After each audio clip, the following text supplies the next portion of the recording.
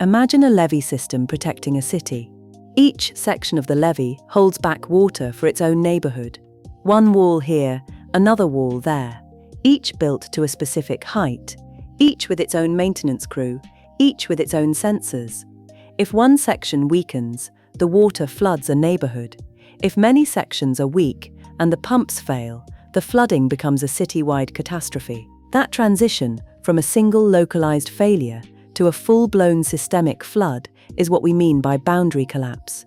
In security, a boundary collapse is when multiple trust boundaries or controls fail together, or when an isolation mechanism that was supposed to compartmentalize risk simply stops working. This isn't just one bug or one misconfiguration. It's an architectural failure mode, small, individually survivable issues coupled together into a single, often catastrophic breach.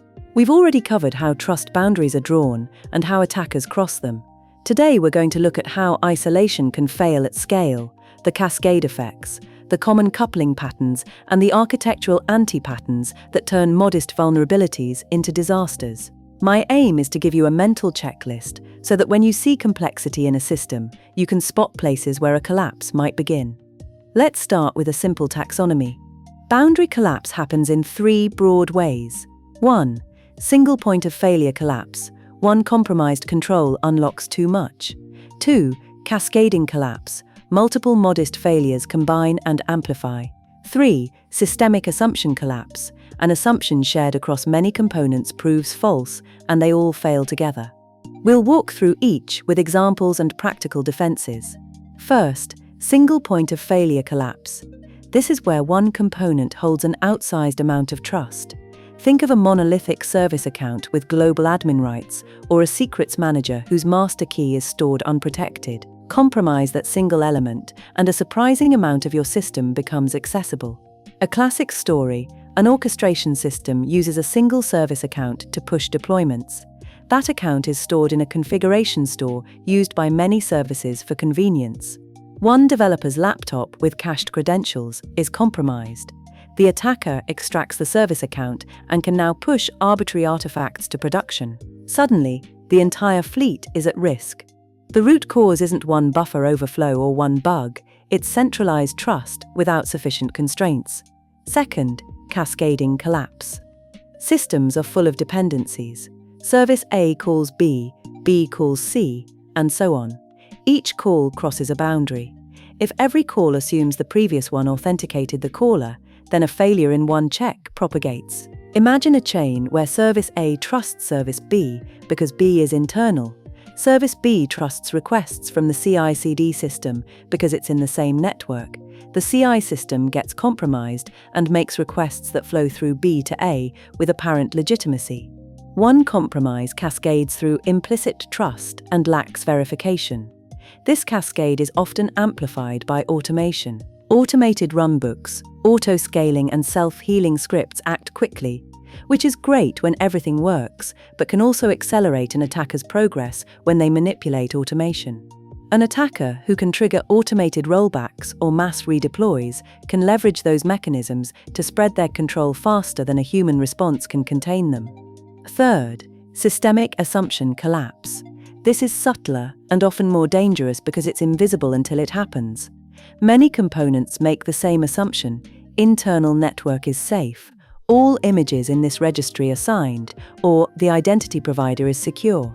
If that shared assumption is wrong, for example, if a widely used library has a supply chain malware injection, then a large proportion of your estate can be compromised almost simultaneously. When multiple components depend on the same critical property, that property becomes a monoculture risk. Let's look at a real architectural pattern that causes collapse: over-centralized logging and operators with broad privileges. Centralized logs are useful for observability, but when the logging pipeline can write back into production or contains credentials, it becomes an attractive pivot. Attackers who gain limited access and then can poison the logging pipeline may inject commands into automated systems that read logs and act on structured inputs.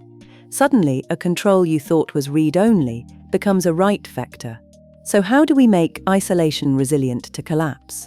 First and foremost, avoid concentration of trust. Break big trusts into smaller, verifiable pieces. Instead of one global service account, use many narrowly scoped identities.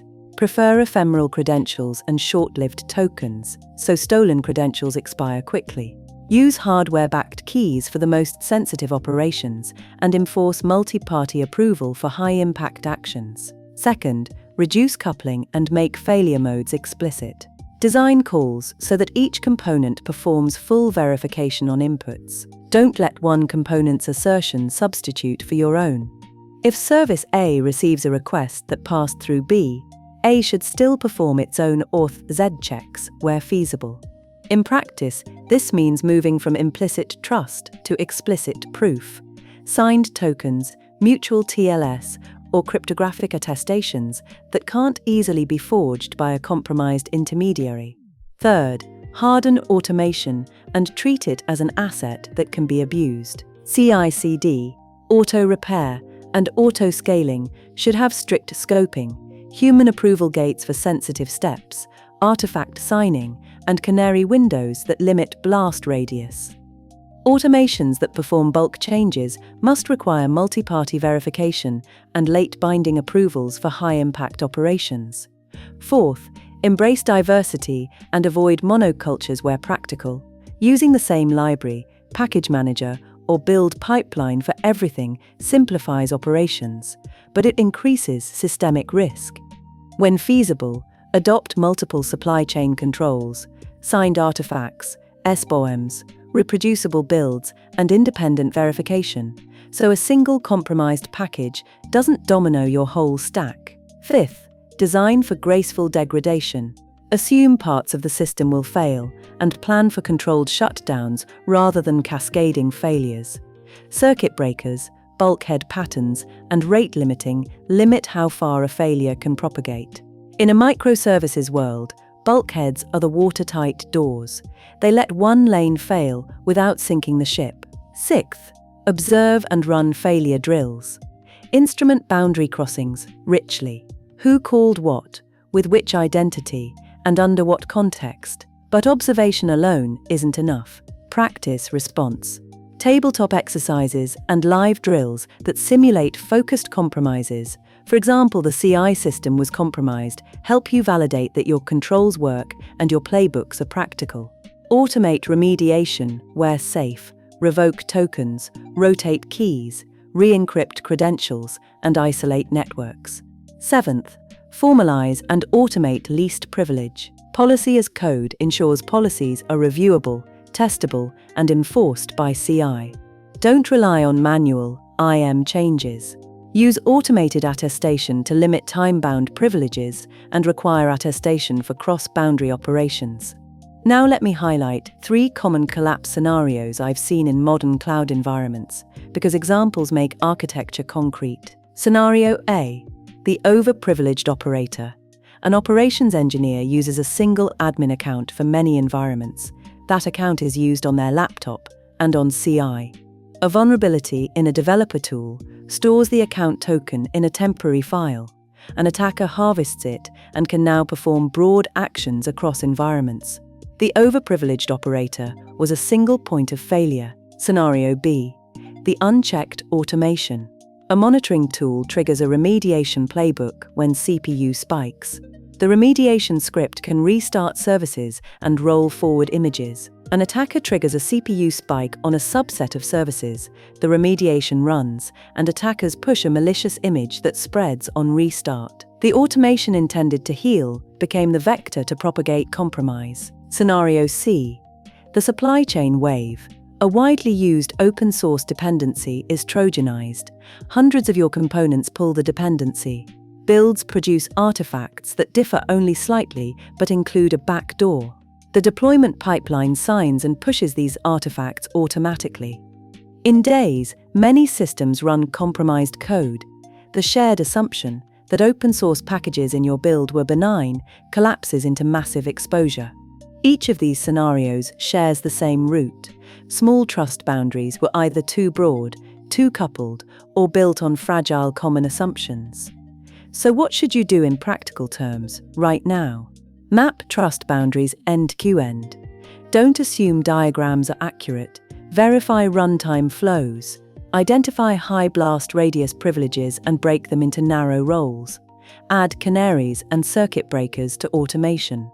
Slow down critical actions and require multi-party approvals. Introduce defense in depth. Even if an attacker bypasses one layer, other layers slow and reveal them. Run supply chain hygiene. SBOMs, signed artifacts, reproducible builds, and dependency scanning. Practice incident response with scenarios that intentionally target your automation and top privileges. Apply chaos testing to failure modes, degrade a control, and confirm the system contains damage. To close, boundary collapse is not an exotic, theoretical risk. It's a function of scale and coupling. When systems grow, implicit assumptions and convenience shortcuts become leverage points for attackers. The way to avoid flood is simple in principle and hard in practice. Don't put all your trust behind one door. Make interactions explicit and verifiable, and design so that when a valve breaks, the flood stops at the neighborhood and not the whole city.